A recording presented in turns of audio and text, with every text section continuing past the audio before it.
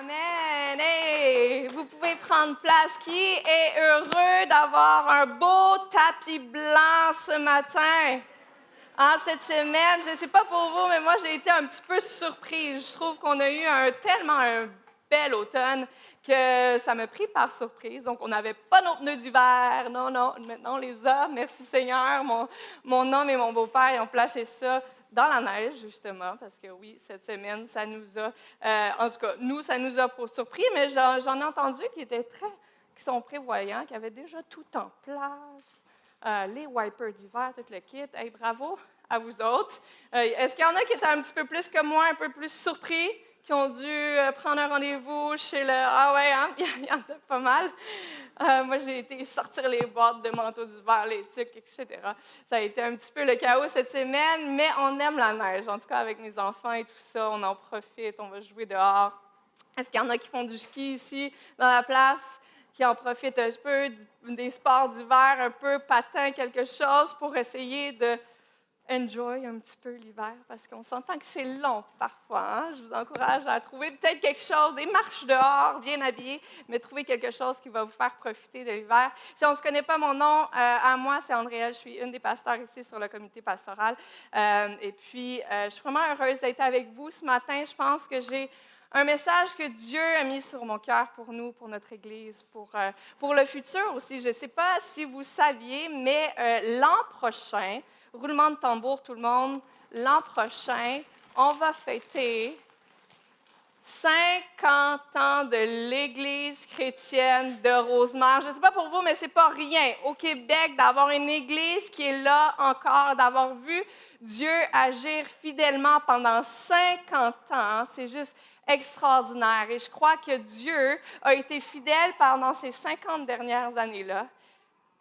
Mais je crois que Dieu va continuer à être fidèle dans les 50 prochaines années. Amen. Il va continuer à répondre, il va continuer à être là pour nous, il va continuer à nous faire avancer de gloire en gloire en gloire. Et pour ce faire, je crois sincèrement, profondément, qu'il va nous appeler. Dieu va appeler certains d'entre nous à se lever, à le servir, à se lever en tant que leader, en tant qu'entrepreneur, en tant que serviteur du plan de Dieu, parce qu'en fait, Dieu veut faire de grandes choses. C'est ce que la parole nous mentionne. Dieu veut faire de grandes choses. Il a de grands plans pour chacun et chacune d'entre nous et pour l'Église chrétienne de Rosemère. Donc, je crois sincèrement que dans la prochaine saison, ce qu'on va voir, c'est qu'on va voir des leaders se lever dans l'Église. Amen? Parce que les choses n'arriveront pas toutes seules. Les plans de Dieu n'arrivent pas toutes seuls. Dieu aime utiliser ses serviteurs. Alors, c'est à nous de se lever pour répondre au plan de Dieu qu'il a pour nos vies. Donc, le titre de mon message que j'ai pour vous aujourd'hui, c'est « Ouvrir la porte du plan de Dieu pour nos vies ». Dis à la personne à côté de toi, « Ouvre la porte du plan de Dieu pour ta vie ».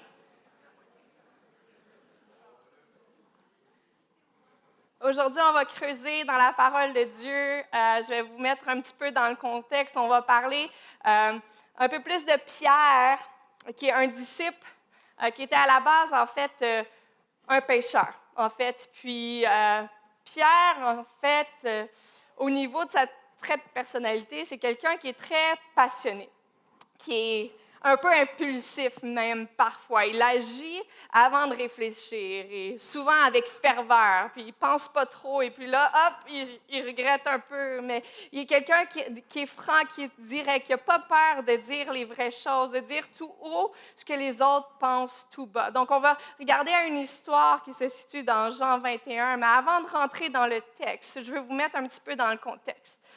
Environ 3 ans auparavant de ce qu'on va lire, Pierre et quelques disciples, après une longue nuit de pêche, parce que Pierre était à la base pêcheur, et il va à la pêche un bon soir et il pêche toute la nuit, sans rien prendre. Et à un moment donné, Jésus arrive sur le bord et puis il enseigne une foule. Et après avoir enseigné, en fait, il demande à Pierre, il dit, « Pierre, retourne pêcher. » Il dit, « Ben là, Seigneur, pêcher toute la nuit, là, moi je connais ça, là, je suis un pêcheur dans l'âme et puis j'ai rien pris. Mais si tu le dis, je vais le faire. » Donc c'est ce qu'il fait, il met ses filets à l'eau et puis il récolte la meilleure pêche à vie.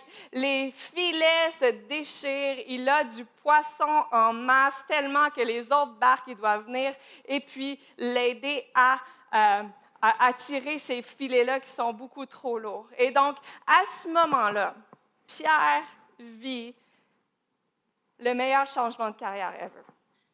Jésus l'a promu.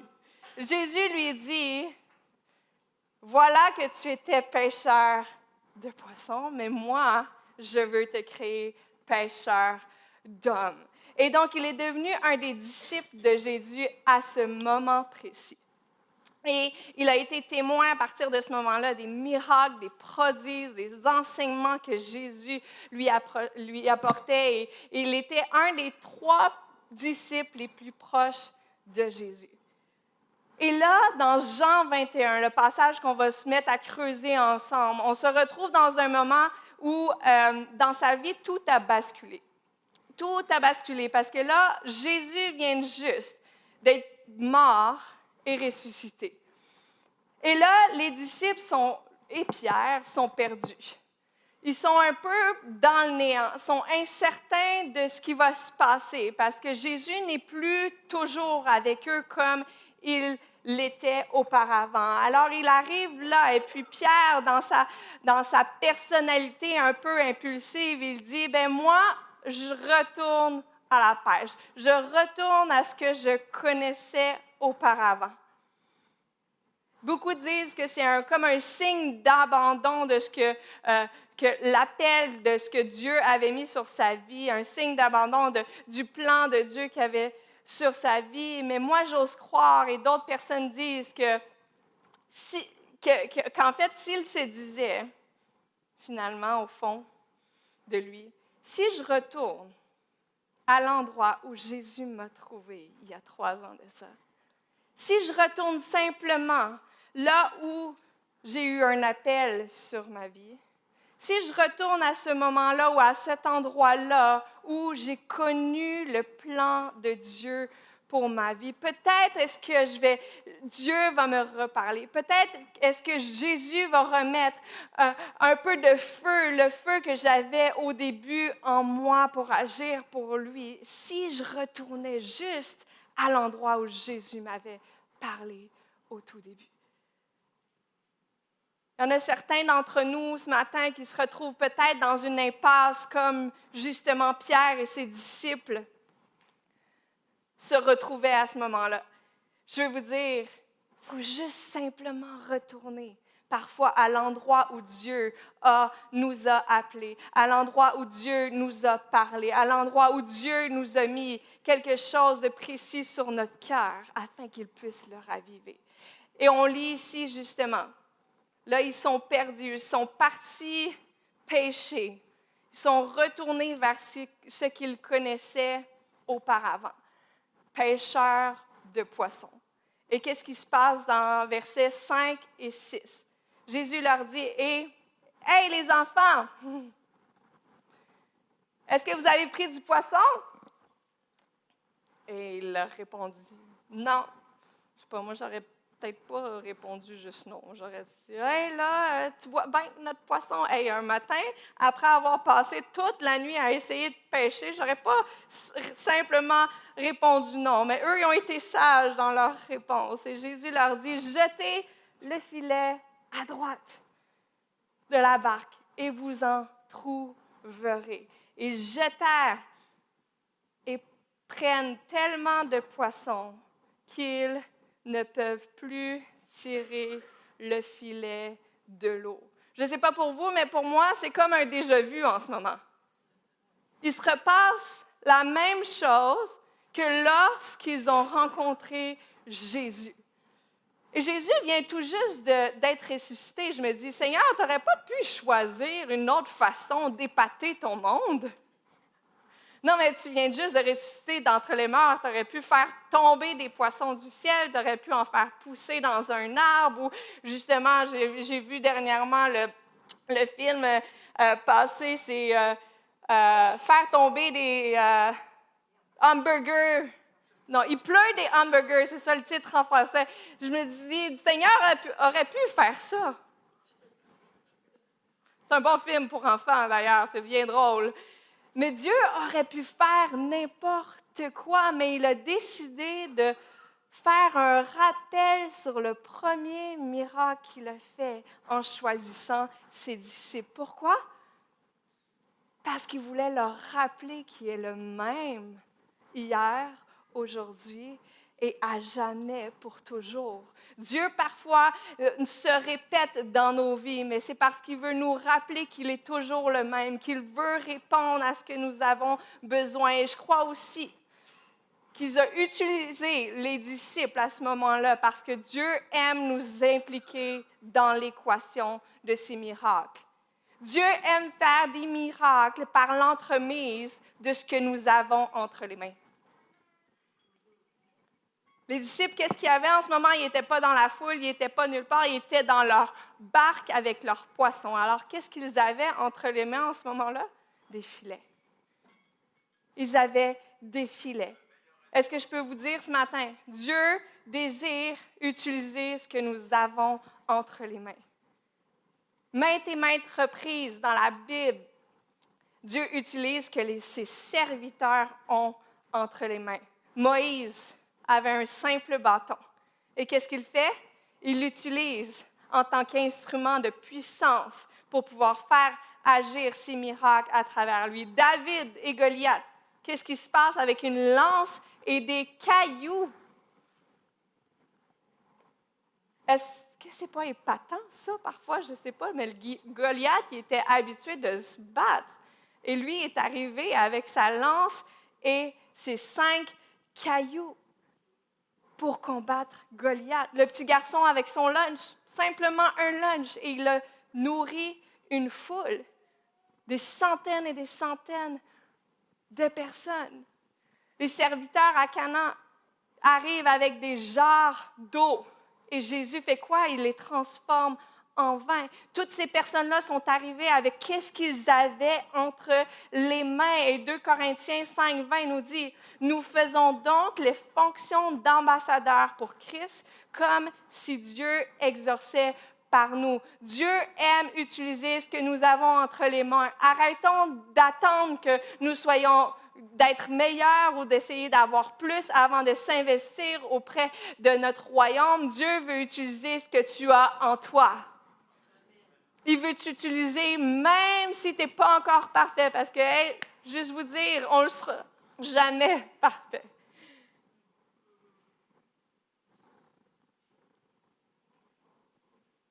Pierre 4, 10 nous dit « Chacun selon le don qu'il a reçu. »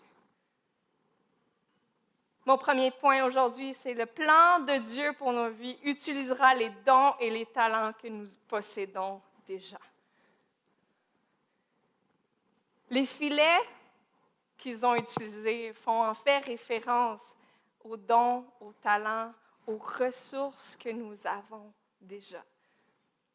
Et le plan de Dieu, c'est de nous utiliser avec tout ça. Dis à la personne à côté de toi, es-tu prêt à lancer ton filet? Es-tu prêt à lancer ton filet? On a différents filets ici dans la place ce matin. Il y en a, c'est le filet du leadership. Tu es en entreprise et puis c'est extraordinaire ce que tu fais au niveau de ton leadership. Il y en a que c'est de la musique. Hein? On a un super de bon band, mais il y en a d'autres, des talents cachés peut-être dans la place. Il y en a que c'est la danse. Il y en a tes filets, c'est au niveau de la communication. Il y en a d'autres que c'est au niveau de ton temps. Tu as du temps devant toi et tu ne sais pas quoi faire avec. Il y en a d'autres que c'est la prière. Tu as un filet de prière. Tu sais comment prier avec ferveur. Il y en a d'autres, c'est ton hospitalité. Il y en a d'autres, tu as des dons dans la cuisine. Il y en a tellement de filets qu'on peut avoir dans nos vies. Qu'est-ce que tu as entre les mains que Dieu pourrait utiliser pour sa gloire, pour son plan? Qu'est-ce que Dieu te met à cœur en ce moment pour faire grandir son royaume? Si on continue, on relit 1 Pierre 4,10 qui nous parle de nos dons, on voit le mot service. Donc, selon ce qu'on a reçu, mettez-le au service des uns et des autres, comme de bons dispensateurs des grâces que Dieu nous a données. Le service est clairement un thème majeur au niveau de la parole de Dieu. Servir, on le voit partout dans la parole, c'est une part qui est essentielle dans la vie chrétienne.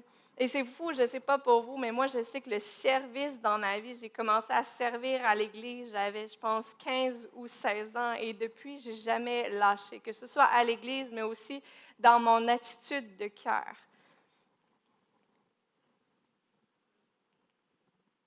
Et je dis souvent, en fait, aussi, servir, c'est grandir. Servir, c'est grandir. Quand que mon homme a une grippe d'homme et puis que je suis là à le servir, ça fait grandir, je vous dis, ma compassion. Parce que moi, la grippe, je l'ai passée en 24 heures, puis là, je suis debout sur mes pieds. Mais on le sait, une grippe d'homme, une grippe de femme, c'est pas pareil, OK? Mais lorsqu'on sert, on grandit. Matthieu 20, 26 nous le dit très bien. Si quelqu'un veut être grand parmi vous, qu'il soit votre serviteur. Galates 5, 13 nous dit, par amour, mettez-vous au service des uns des autres. Matthieu 25, 21, c'est bien, bon et fidèle, quoi? Serviteur. Tu as été fidèle en peu de choses, je vous en donnerai des plus grandes.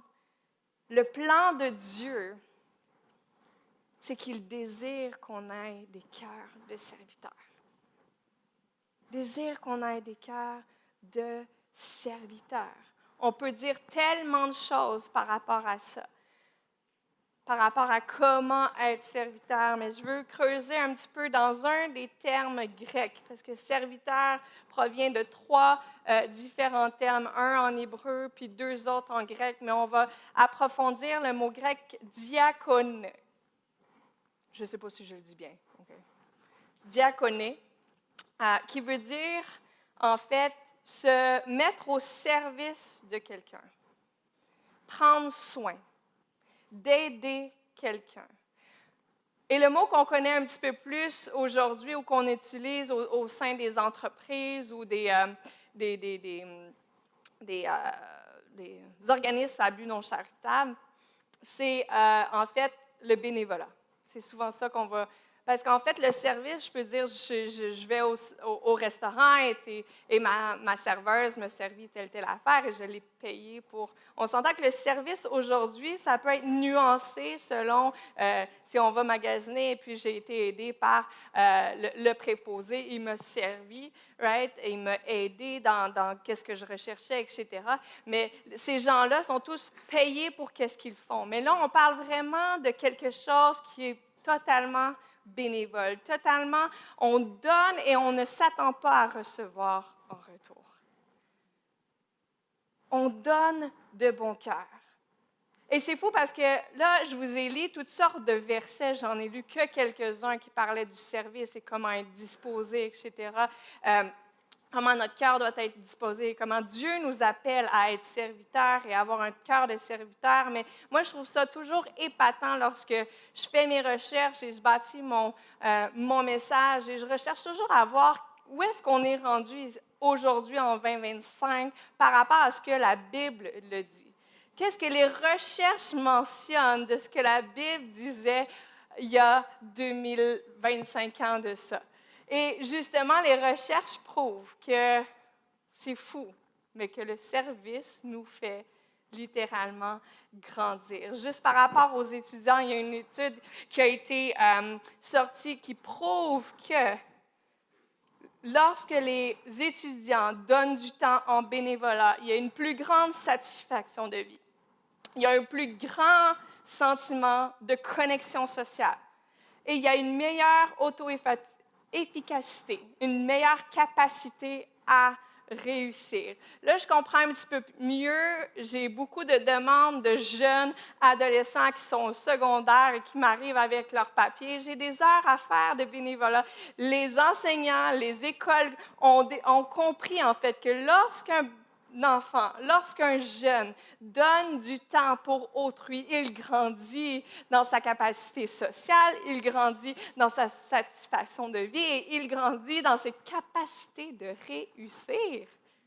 C'est fou. Et si on continue à avancer, dans les entreprises et les organisations, lorsqu'il y a un leadership, un patron qui a un cœur de serviteur, c'est une chose, c'est une expression qu'ils utilisent beaucoup aux États-Unis ou dans le Canada anglophone, mais de servant leadership, ils l'appellent. Et le servant leadership, qu'est-ce que ça fait? Ça crée plus d'engagement au sein de l'organisation, de l'entreprise. Ça fait en sorte que les gens ont plus d'espoir, plus de bonheur dans l'organisation. Ça fait en sorte que les employés fleurissent au travail via la satisfaction de leurs besoins psychologiques, d'autonomie, de compétences et de relations. Si vous êtes patron ici dans la place, leadership de serviteur, c'est fou ce que ça peut faire avancer ton entreprise. Et si on continue, l'altruisme a prouvé aussi que, en général, lorsqu'on aime donner, lorsqu'on donne à autrui, c'est lié à une meilleure santé globale, à un sentiment plus prononcé, de but plus prononcé dans la vie. Et à des gens qui sont moins anxieux et qui vivent moins de burn-out. Je ne sais pas pour vous, mais moi, quand je lisais ça, j'étais comme... Donc, ce que la parole nous dit, c'est vrai.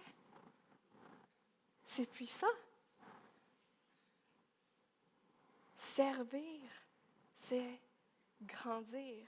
Mais peut-être qu'on est ici ce matin puis on se dit, ben comment est-ce que je peux servir? Je vais vous donner quelques petites astuces, mais il y en a tellement par rapport au service. Mais est-ce que je peux vous dire que Dieu ne vous appellera jamais à faire plus que ce que vous avez en tant que capacité? Donc, servir selon vos capacités, vos ressources, vos disponibilités, c'est super important. J'ai vu trop de monde partir sur le burn-out parce qu'il y avait trop donné ou quoi que ce soit. C'est super important de mettre nos limites. Qu'est-ce que je suis capable de faire? Est-ce que c'est une fois par 2 semaines? Est-ce que c'est une fois par mois? Est-ce que c'est en semaine? Parce que moi, la fin de semaine, ma vie ne me permet pas. Est-ce que c'est à l'église ou est-ce que c'est dans une entreprise? Qu'est-ce que Dieu te donne comme ressources, comme disponibilité, comme capacité? Est-ce que c'est sporadique une fois dans l'année au souper de Noël qu'on va avoir pour les familles? Est-ce que toi, tu n'as pas trop de temps parce que tu es en entreprise, mais par contre, tu as des ressources?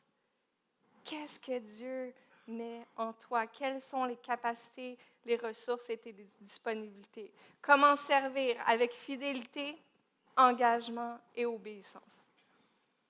Je vous dis, à chaque fois, j'ai été obéissance dans quelque chose qui n'avait aucun sens. Juste les disciples là, qu'on vient juste de voir, ça n'avait aucun sens de relancer les filets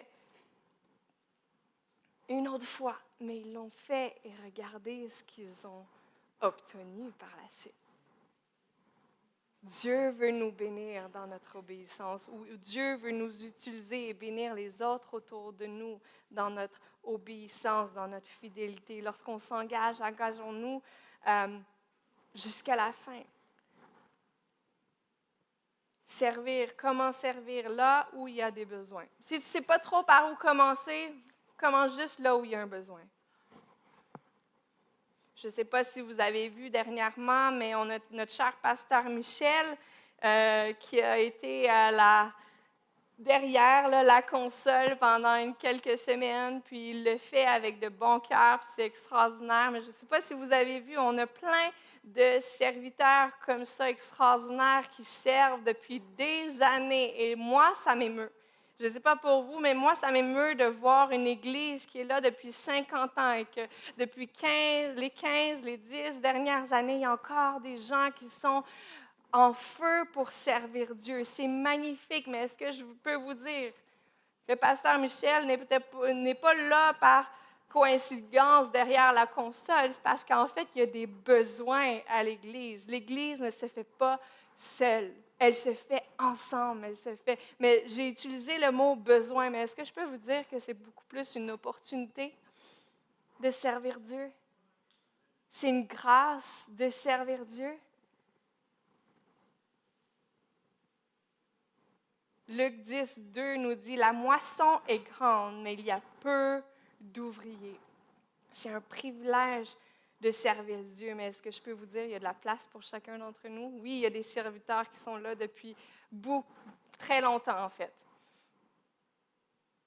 Mais il y a de la place pour chacun et chacune d'entre nous de servir Dieu. Donc, commence là où il y a des besoins, que ce soit ici, mais je parle aussi au sein de ton entreprise ou à l'école, si tu vois à l'université quelqu'un qui a peut-être besoin un peu d'aide ou de soutien, là où il y a des besoins. Je ne parle pas ici juste pour ma paroisse, OK? Je parle que nous, dans le monde, on est appelés à être la tête et non la queue. On est appelés à être les serviteurs et c'est comme ça qu'on est la tête. Et en étant des serviteurs, Dieu nous le dit. En étant serviteur, c'est là qu'on grandit.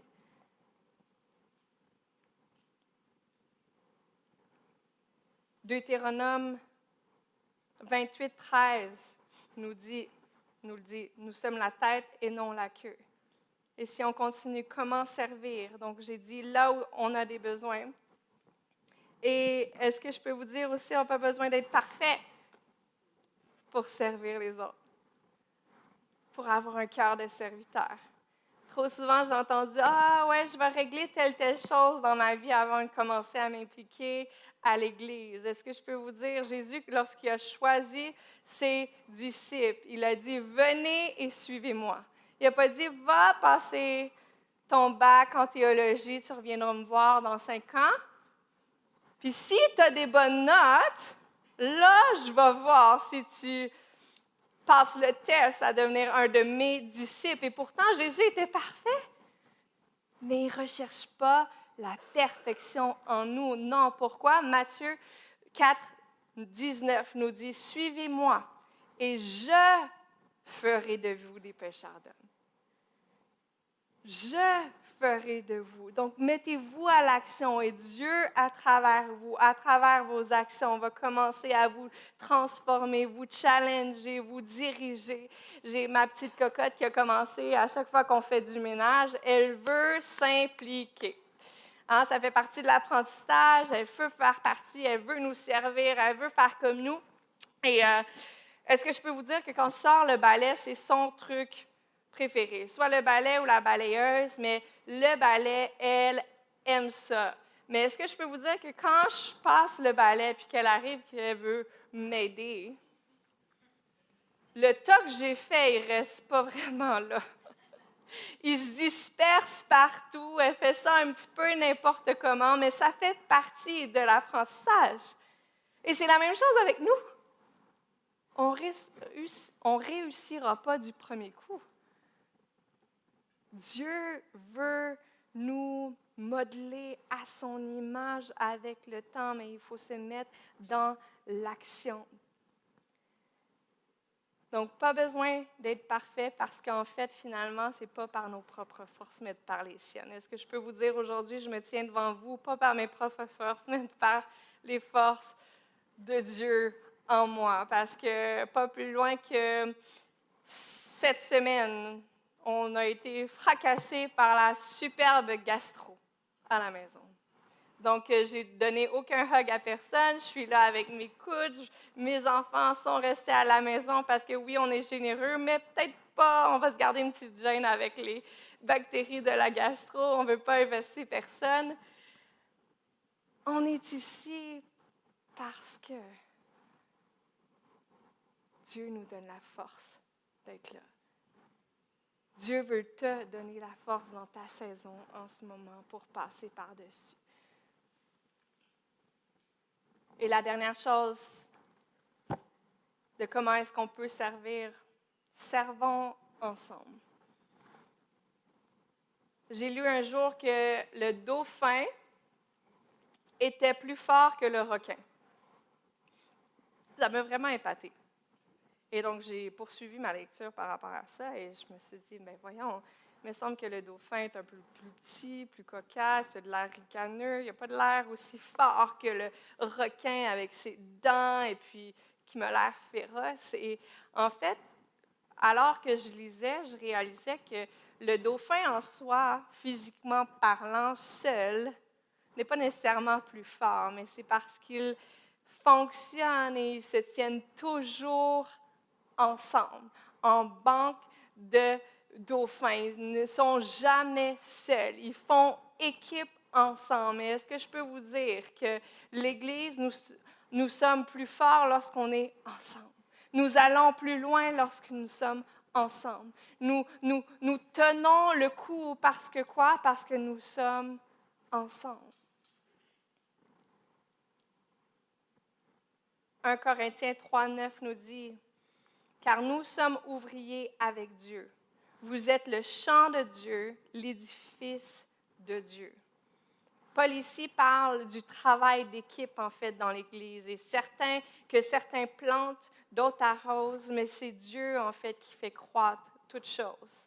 Et je veux attirer votre attention à comment est-ce que c'est écrit. Ça dit « Car nous sommes ouvriers avec Dieu. » On ne travaille pas pour Dieu. On travaille avec lui. Je ne sais pas pour vous, mais moi, ça a shifté ma façon de voir le service, littéralement. Parce qu'on n'est pas juste des serviteurs, qu'on se voit sous Dieu. Oui, clairement, on est humain, lui, il est parfait, mais on est en fait partenaire avec Dieu ici sur terre. C'est extraordinaire. Nous sommes ses mains sur le terrain. Dieu nous a choisis, nous, afin d'être ses ouvriers. Et si on retourne à notre histoire, Jean 21, 7. Donc là, on vient juste de voir les disciples qui ont lancé leur filet. Et par la suite, qui tirent le filet rempli de poissons, une pêche miraculeuse. Et le verset 7, ça dit « Alors le disciple que Jésus aime dit à Pierre, « Hey, c'est le Seigneur! » Pierre, il n'avait comme pas réalisé, il était sûrement encore tout démonté de qu'est-ce qui se passait, le fait que Jésus n'était plus littéralement, physiquement toujours avec eux. Et il était dans le néant en ce moment même dans sa vie. Et donc, il n'avait pas reconnu que c'était Jésus qui était là et qui lui disait, « Vas-y, lance ton filet. » Alors, aussitôt qu'il a entendu ça, « Hey, c'est le Seigneur! » Simon-Pierre entend et il remet ses vêtements. Bon, là, je ne sais pas trop pourquoi ça, c'est écrit dans la Bible, pourquoi il avait enlevé ses vêtements, mais bon, je vais lui demander, mais qu'on arrive au ciel. Et qu'est-ce qu'il fait? Il se jette à l'eau. Il se jette littéralement à l'eau vers Jésus. Il était dans la hâte de pouvoir juste aller plus proche de lui, le serrer dans ses bras. Et je ne sais pas pour vous, mais en été, moi et Dave et moi, nous sommes deux baigneurs totalement différents. Moi, je suis du genre à tremper mon orteil et voir est-ce que c'est assez chaud. OK, j'y vais avec un pied. Et puis là, je descends une autre marche et j'y vais pratiquement, parfois de reculons, juste pour faire plaisir à mes enfants. Mais Dave, lui, par contre, il est totalement le contraire. Dave, mon mari, lui, il recule le plus loin possible. Là. Il se met à faire un sprint et puis il saute le plus haut possible pour se éclabousser le plus de monde possible autour de lui. Il est un baigneur passionné. David, il peut être dans l'eau avec les enfants aussi longtemps que les enfants. Et je pense que ici, lorsqu'on on regarde Pierre, je pense que Pierre ressemblait beaucoup plus à David.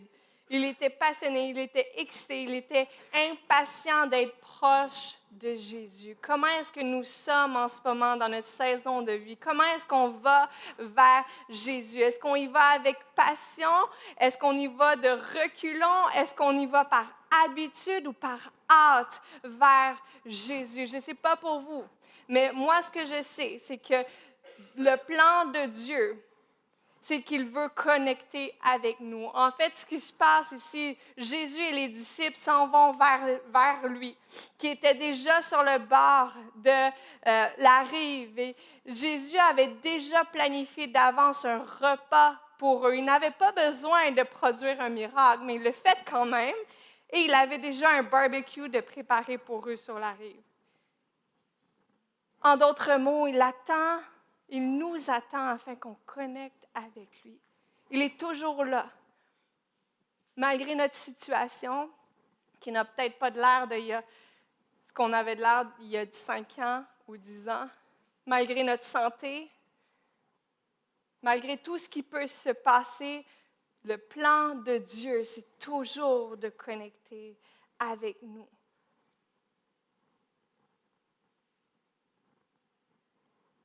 Il veut connecter avec toi ce matin. Je vais inviter l'équipe à nous rejoindre tranquillement. Je ne sais pas si vous réalisez, mais à chaque fois que Jésus mange avec quelqu'un dans la parole de Dieu, c'est un moment extraordinaire qui se passe. Il y a une révélation qui se passe, il y a un enseignement, il y a un moment de transformation, il y a un moment où il aligne les gens avec lui. Dieu veut connecter avec toi ce matin. Dieu veut connecter avec chacun de nous ce matin. Il veut prendre un moment personnel avec vous. Et qu'est-ce qui se passe en fait dans Jean 21, c'est que il prend un moment personnel, il prend un moment de qualité avec ses disciples et il leur dit, si tu m'aimes, il dit ça à Pierre, si tu m'aimes. Pierre répond, oui, je t'aime. Il dit, va, prends soin de mes brebis. En d'autres mots, si tu m'aimes, mon plan n'a pas changé. J'ai toujours un appel sur ta vie. Je veux continuer ce qu'on a commencé dans les 3 dernières années. Et c'est la même chose qu'il veut faire avec nous. Je ne sais pas, est-ce que vous pouvez faire face aujourd'hui? Peut-être, est-ce que votre vie est plus pareille comme dans le temps où ce que vous serviez Dieu à fond, où ce que vous aviez pris une année off pour lui, ou est-ce que vous étiez là à chaque semaine à l'église, ou est-ce que vous entendiez plus Dieu parce que vous étiez capable de prendre plus de temps avec lui, et là, vous étiez célibataire, mais là, vous êtes marié avec des enfants, et on dirait que ça se traduit vraiment différemment, et vous n'arrivez pas à saisir vraiment c'est quoi le plan de Dieu en cette saison-ci? Ou peut-être que vous faites face à une situation plus difficile, que ce soit dans votre santé, dans votre famille. Que vous êtes un petit peu comme les disciples dans le néant, pas trop sûrs du futur. Est-ce que je peux vous dire, Dieu a un plan pour vous? Dieu sait exactement ce qu'il fait avec votre vie. Il veut continuer à vous utiliser. Il veut continuer à utiliser ce que vous avez entre les mains, même si ce n'est peut-être pas la même chose que vous aviez auparavant. Il veut continuer à vous utiliser. je vais vous demander de vous lever en ce moment devant lui et prendre juste un moment avec Dieu. Et juste peut-être fermer vos yeux et penser à ce que vous avez entre les mains. Fermez les yeux et pensez à ce que Dieu a mis en vous, que ce soit, on l'a dit tantôt, on a parlé de différents filets, une entreprise, que ce soit des dons et des talents particuliers, que ce soit des ressources quelconques, peu importe ce que c'est. Dieu veut utiliser ce que tu as. Dieu n'a pas fini. Il ne fait que commencer. Et le dernier verset que j'aimerais vous partager, c'est dans Jean 14, 12. C'est Jésus qui parle et qui dit, « Oui, je vous le déclare, c'est la vérité. Celui qui croit en moi fera aussi les œuvres que j'ai faites.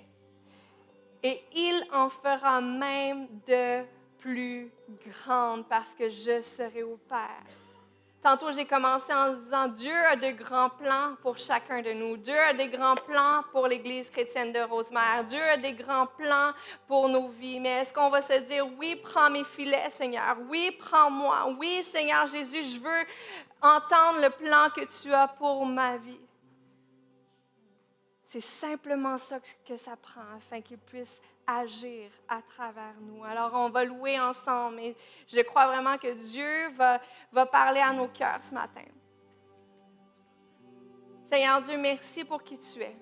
Merci pour ce que tu fais. Merci parce que c'est toi qui choisis. C'est toi qui nous as choisis pour te servir, Seigneur Dieu. C'est tellement un privilège d'être ici, Seigneur Jésus, en te louant en toute liberté, en t'adorant, Seigneur Jésus. Je te prie que tu puisses juste te révéler à chacune des personnes qui sont ici. Chacune des personnes qui est ici, Seigneur Dieu, parce que tu as mis quelque chose de si particulier, si unique, Seigneur Dieu, en chacune d'elles. Et Seigneur, qu'on ne puisse pas personnellement se disqualifier, Seigneur Dieu, de ton plan pour nous, mais que tu puisses nous montrer comment ta valeur sur nous est certaine.